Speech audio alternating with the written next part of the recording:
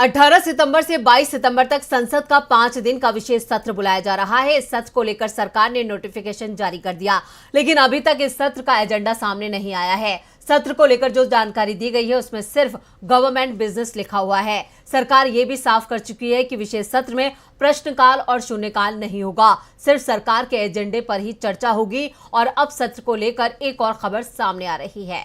18 सितंबर से संसद का विशेष सत्र होगा और इस सत्र की शुरुआत भी संसद की पुरानी बिल्डिंग से ही होगी। लेकिन संसद भवन की पुरानी बिल्डिंग में ये सदन की अंतिम बैठक होगी, क्योंकि 19 सितंबर से फिर संसद की नई बिल्डिंग में संसद का विशेष सत्र चलेगा। 19 से 22 सितंबर तक सभी बैठकें नई बिल्डिंग में होंगी।